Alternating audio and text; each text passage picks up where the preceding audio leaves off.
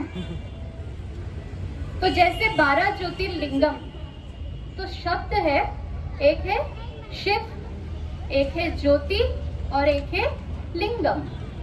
तो अक्सर लोग शिव और शंकर को एक ही समझ लेते हैं। तो लिंग शब्द जो है उसका अर्थ है स्वरूप, और शिव है कल्याणकारी, और शंकर जी को अलग से दिखाते हैं। तो शिव के अलग अलग कर्तव्य को दर्शाने के लिए 12 ज्योतिर्लिंगम स्थापित किए गए थे।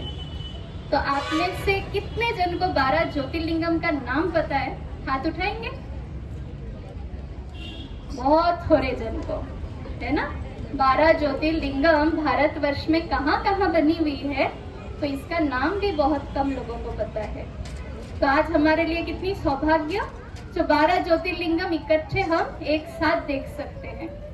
तो सबसे पहले शुरुआत करते हैं सोमनाथ। गुजरात में बनी हुई ये सोमनाथ की मंदिर, जिसका मान्यता शिव के उस कर्तव्य के लिए है, जो बाबा के बच्चे हैं, रेगुलर बाबा का सोमरस पीते हैं, उन सबको पता है ये सोमरस का महत्व क्या है। ये कोई अलग से पीने वाली कोई पानी या अमृत नहीं, ये ज्ञानामृत की विशेषता कि स्वयं परमात्मा इस धरा पे आके हम सभी को सोमरस पिलाते हैं। तो सोमरस पिलाने वाले वो शिव है सोमनाथ। दूसरा, मल्लिका अर्जुन। मल्लिका अर्जुन का शिवलिंग स्थापित है आंध्र प्रदेश में, नर्मदा नदी के तट पे, और कहते हैं पाताल गंगा। पाताल गंगा के पास ये मल्लिका अर्जुन है। ये किसकी यादगार है? परमात्मा आके हम सभी को घर गृहस्थ में रहते हुए बेहद का सन्यास कराना सिखाते हैं। आज आप देखिए, लोग समझते हैं सन्यास मतलब घर बार छोड़ के चले जाना, पर स्वयं भगवान हमें क्या सिखाते हैं? घर परिवार में रहते हुए पवित्र गृहस्थ आश्रम ऐसे रहना है। और ये भी स्थापन करने वाला वो कौन है? वो मल्लिका अर्जुन है। तीसरा, महाकालेश्वर। उज्जैन के महाकाल के जंगलों में अवस्थित ये शिवलिंग, जो ये दर्शाता है कि हर पाप या बुराई को नाश करने का क्षमता वो शिव पिता में है। तो ऐसे शिव के यादगार को कहते हैं महाकालेश्वर। चौथा, ओमकारेश्वर। ओम शब्द का मीनिंग सभी को पता है। ओम शब्द का मीनिंग क्या है? ओम अर्थात आत्मा। तो ओम शब्द का वास्तविक अर्थ कि मैं आत्मा शांत स्वरूप हूँ, मैं आत्मा क्या हूँ? आनंद स्वरूप हूँ, ज्ञान स्वरूप हूँ। ये सारी बातें ओम के शब्द को स्थित करने वाले वो है स्वयं ओमकारेश्वर। ये भी मध्य प्रदेश में नर्मदा नदी के तट पे बना हुआ है।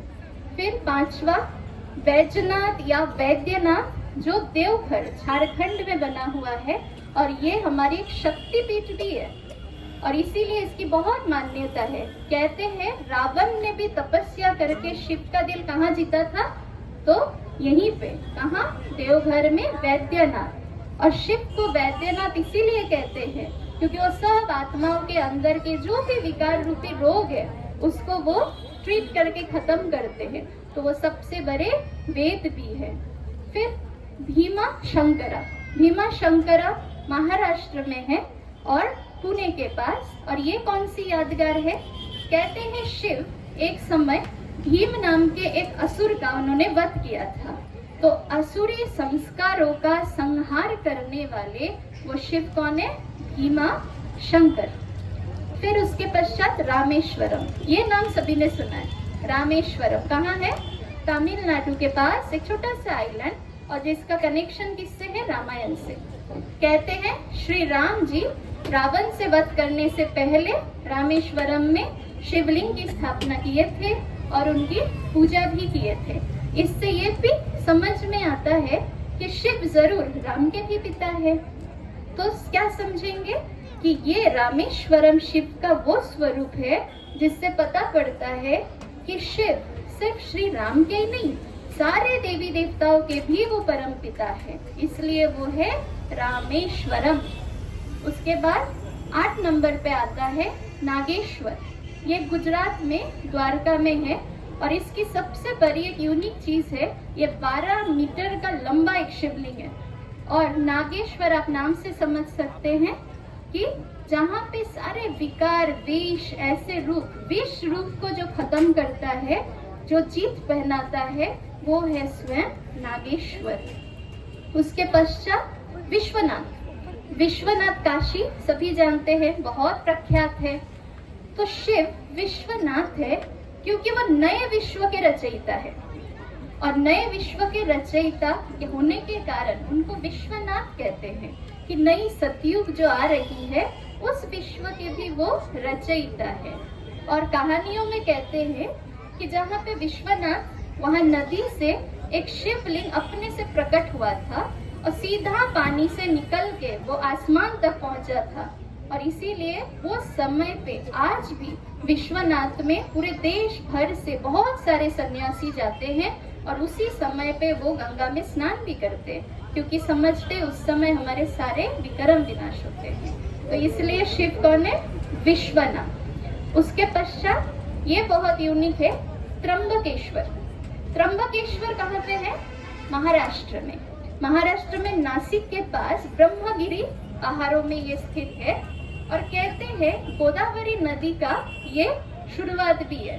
तो इसकी विशेषता जब आप लोग ज्योतिर्लिंगम देखेंगे, आप देखना इसके शिवलिंग के अंदर 3 शिवलिंग बने हुए हैं। तो ये किसकी यादगार है कि त्रिदेव ब्रह्मा, विष्णु, शंकर के भी रचयिता होने के कारण शिव का एक नाम है त्रिमूर्ति। और त्रिमूर्ति रूप में शिव को जहाँ पूजा जाता है उसको कहते हैं त्र्यंबकेश्वर। इसीलिए शिव का एक नाम क्या है? त्र्यंबकेश्वर। उसके पश्चात केदारनाथ। केदार शब्द का मतलब है सर्वोच्च, इसलिए केदारनाथ का शिवलिंग कहाँ है? हिमालय में केदार पर्वत, बहुत ऊंचे पर्वतों में है ना, जहाँ बर्फ भी गिरती है। और उस सर्वोच्च स्थिति को दान करने का परमात्मा क्या करते? सर्वोच्च स्थिति संसार में किनकी होती है? देवी देवताओं की, सबसे सतो प्रधान। तो वैसा सर्वोच्च पोजीशन दान करने के लिए शिव का एक नाम है केदारनाथ। और अंतिम 12वां जो है गृष्णेश्वर। गृष्णेश्वर नाम से हमें समझ आता है कि गृष मतलब बहुत रहम दिल।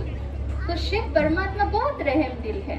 आप देखिए दूसरे सारे देवी देवताओं के पूजा में कितने सारे तैयारी होते हैं, खर्चा होते हैं, और शिव के पूजा में कुछ भी नहीं। जब पूजा भी करते हैं तो बेलपत्र और आँख का, धतूरा का, जहरीले फूल, तो पूजा में भी ज्यादा खर्चा नहीं, क्योंकि वो बहुत रहम दिल है। और कैसे वो रहम करते हैं कि जो भी निर्मल आत्माएं हैं उन सब के अंदर वो शक्ति भरने का काम स्वयं परमात्मा करते हैं। तो इसमें एक बहुत सुंदर कहानी है। गृष्णेश्वर की ये मंदिर औरंगाबाद महाराष्ट्र में एलोरा केव्स के पास है। और कहानी कुछ इस तरह है कि बहुत प्यारी शिव की भक्तिन माता जी थी।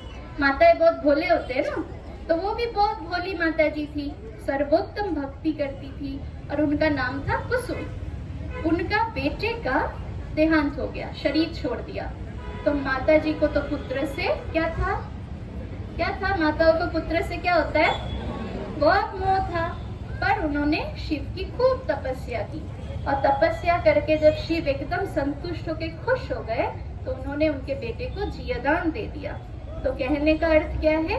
हम आत्माओं ने भी अपने विभिन्न जन्म में कितने सारे कर्म विकर्म किए होंगे, जाने अनजाने, पर हम सबकी कितनी परम सौभाग्य है कि स्वयं परमात्मा आके हम बच्चों को अपना भी बनाते हैं और अपनी सारी शक्तियां हमें गिफ्ट में दे देते हैं। तो ये है 12 ज्योतिर्लिंगम जो भारत के अलग अलग स्टेट्स पे बने हुए हैं। हम सभी को एक साथ तो नहीं देख सकते अलग अलग स्टेट्स में जाके, पर एक साथ यहाँ पे सारे 12 ज्योतिर्लिंगम जरूर देख सकते हैं। तो एक